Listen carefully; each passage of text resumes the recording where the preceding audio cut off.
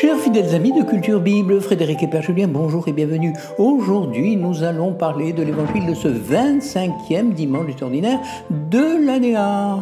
Bonjour, merci de m'accueillir sur Culture Bible pour étudier ensemble la célèbre parabole des ouvriers de la dernière heure.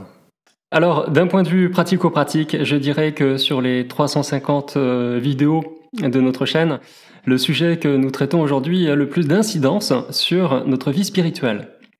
Ah ben, très bien, j'ai hâte de savoir pourquoi, pas vous? Justement, chers auditeurs, si vous aimez notre chaîne et que vous voulez nous montrer votre soutien, pensez à vous abonner. Et puis, comme vous savez si bien le faire, commentez, likez et partagez. Je vous lis le texte. En ce temps-là, Jésus disait cette parabole à ses disciples. Le royaume des cieux est comparable au maître d'un domaine qui sortit dès le matin afin d'embaucher des ouvriers pour sa vigne. Il se mit d'accord avec eux sur le salaire de la journée, 1 denier, c'est-à-dire 1 pièce d'argent, et il les envoya à sa vigne. Sorti vers 9 heures, il en trouva d'autres qui étaient là sur la place sans rien faire. Et à cela, il dit « Allez à ma vigne, vous aussi, et je vous donnerai ce qui est juste. » Ils y allèrent, il sortit de nouveau vers midi, puis vers 3 heures, et fit de même. Vers 5 heures, il sortit encore, en trouva d'autres qui étaient là, et leur dit « Pourquoi êtes-vous restés là toute la journée sans rien faire ?»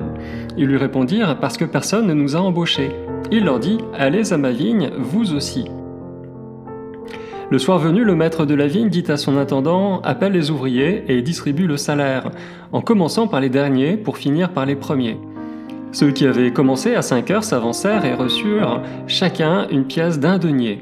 Quand vint le tour des premiers, ils pensaient recevoir davantage, mais ils reçurent, eux aussi, chacun 1 pièce d'1 denier. En la recevant, ils récriminaient contre le maître du domaine. Ceux-là, les derniers venus, n'ont fait qu'1 heure, et tu les traites à l'égal de nous, qui avons enduré le poids du jour et la chaleur. Mais le maître répondit à l'un d'entre eux, « Mon ami, je ne suis pas injuste envers toi. N'as-tu pas été d'accord avec moi pour 1 denier ? Prends ce qui te revient et va-t'en. Je veux donner au dernier venu autant qu'à toi. N'ai-je pas le droit de faire ce que je veux de mes biens ? Ou alors, ton regard est-il mauvais parce que moi, je suis bon ? C'est ainsi que les derniers seront premiers et les premiers seront derniers. » Voilà, alors on pourrait dire que sur fond de lutte des classes, entre ouvriers et patronat, 2 logiques s'affrontent. La logique économique des entreprises et la logique divine de la grâce. En effet, la première logique est fondée sur le mérite. Un salarié mérite un meilleur salaire s'il a été plus productif. Et puis la seconde est fondée sur l'alliance de Dieu avec son peuple, sur l'amour gratuit et sans reprise du Seigneur. Attendez, je vous arrête tout de suite. Vous n'êtes pas sans ignorer que, par les temps qui courent, nous sommes préoccupés par des aspects très terre-à-terre. Pourrons-nous, par exemple, boucler notre fin du mois ? Les temps sont durs, vous savez, en 2023, et surtout incertains, comme on dit de nos jours. Et puis, n'y a-t-il pas le risque de mal interpréter cette parabole en se laissant trop influencer par les soucis du temps présent ? Oui, c'est vrai que nous ne pouvons pas faire abstraction de notre contexte économique et social.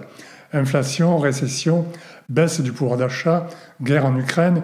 Dans ces conditions, on est tous scandalisés par cette nouvelle injustice, l'attitude du maître dans la rétribution de ses ouvriers.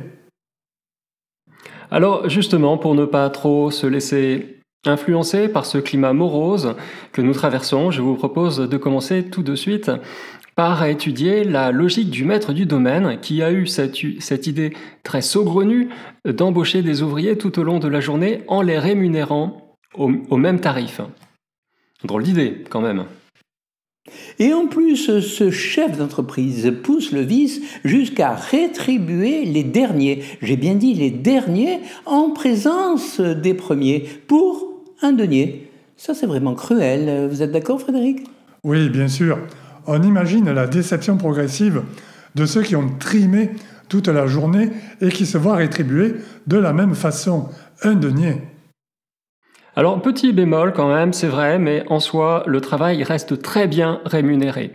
Pour les premiers comme pour les derniers.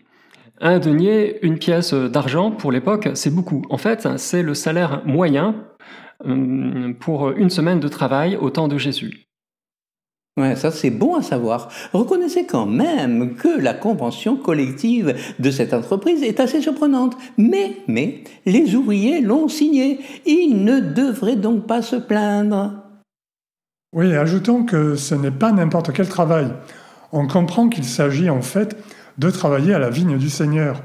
La vigne, dans la Bible, est une image traditionnelle pour parler de la communauté priante d'Israël. Travailler à la vigne du Seigneur, c'est construire la communauté, bâtir un monde plus juste et plus fraternel, faire découvrir au monde les richesses de la grâce et de la miséricorde. Alors, on l'a compris, il n'y a pas de plus belle mission, finalement, que d'œuvrer à la vigne du Seigneur. Oui, mais Julien, je reviens là-dessus en ce qui concerne la rémunération. Que faut-il en attendre concrètement ? Eh bien, la rémunération, c'est Dieu lui-même, parce que Dieu ne peut rien donner de plus que de se donner lui-même. À la messe, par exemple, Dieu se donne totalement dans les espèces eucharistiques. Il se donne corps et âme. À chacun d'accueillir ce trésor à la mesure de son désir de Dieu et bien sûr de son espérance. Eh oui, bien sûr. Autre particularité de cette logique de la grâce, le Seigneur, qui choisit qui il veut. Il ne demande pas un CV à ses ouvriers avant de les embaucher. Compétents ou pas, il les envoie à sa vigne. Le Seigneur est présent au milieu d'eux et on peut imaginer qu'il les forme en temps réel à leur nouvelle mission.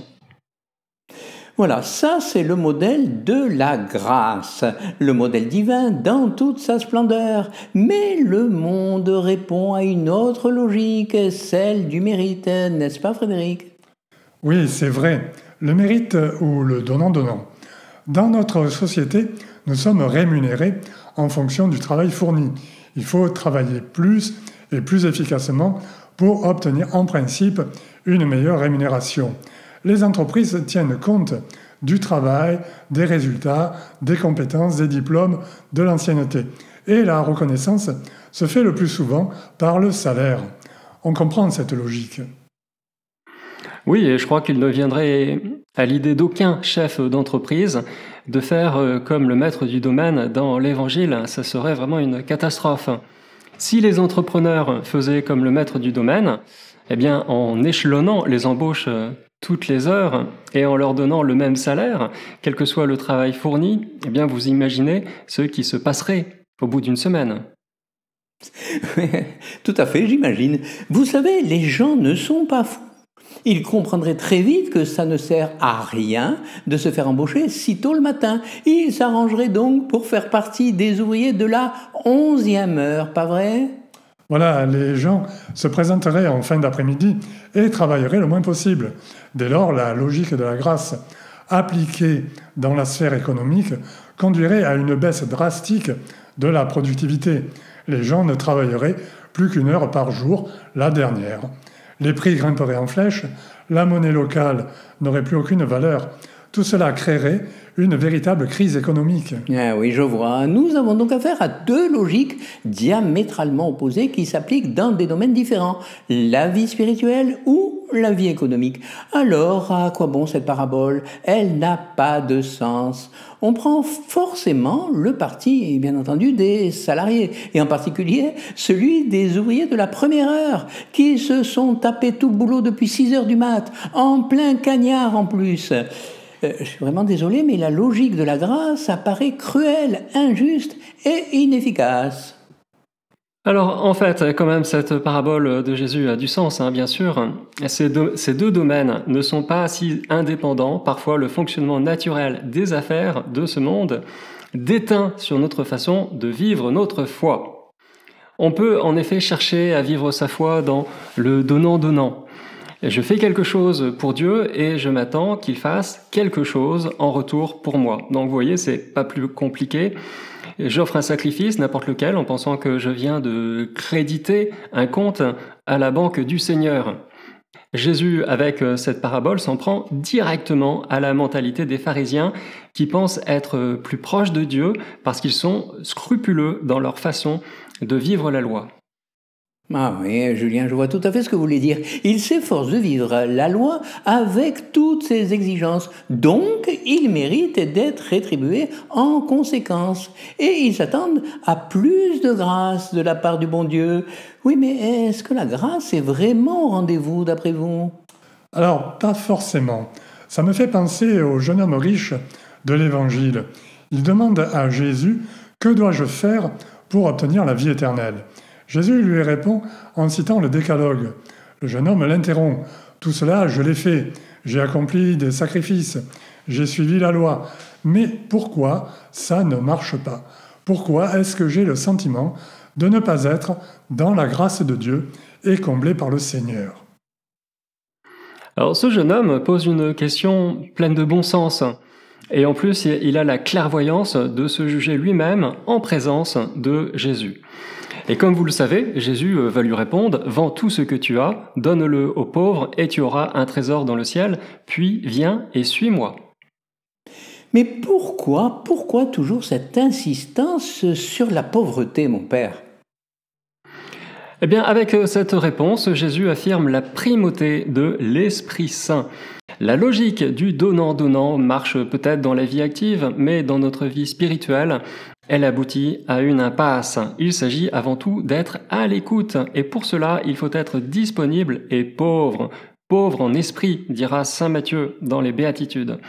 Il s'agit de présenter au Seigneur un cœur de pauvre, docile aux motions de l'Esprit Saint. Il nous fera savoir ce qui est bon et ce qui lui plaît, ce qui a vraiment du mérite à ses yeux. Oui, et d'ailleurs, le premier commandement de la loi est « Écoute Israël ». Cela montre bien qu'avant de faire quoi que ce soit pour le Seigneur, en s'imaginant que ça nous obtiendra plus de grâce, il faut l'écouter. Ou alors on arrive assez rapidement à cette hérésie combattue par saint Augustin, le pélagianisme. En clair, on s'imagine de conquérir le ciel par nos seuls efforts. Exactement, le Seigneur en nous faisant connaître sa volonté, mais en fait, dans nos mains, ce qu'il aimerait que nous lui donnions. Il ne s'agit pas de lui donner n'importe quoi, bien sûr, comme si tout dépendait de notre seule volonté, comme dans le pélagianisme. Vous venez de le rappeler. La foi est une collaboration. La foi nous fait produire des actes bons, mais on ne peut jamais savoir si ce sont nos actes ou ceux de Dieu. Ils sont à la fois de Dieu et de l'homme. Voilà, et là, on peut penser à l'image de la vigne en Jean 15. Le sarment est greffé sur le cep par le baptême et par la foi, si bien que la sève circule librement dans tout le pied de vigne. Le sarment n'était pas a priori destiné à porter du raisin, mais greffé sur le cep, il va pouvoir porter des fruits nouveaux. Ce sont tout à la fois les fruits du cep et des sarments. Bonne image, en retour, les sarments méritent d'être entretenus par le maître de la vigne de façon à porter plus de fruits, plus de raisins. À celui qui a, dit Jésus, on donnera encore et il sera dans l'abondance.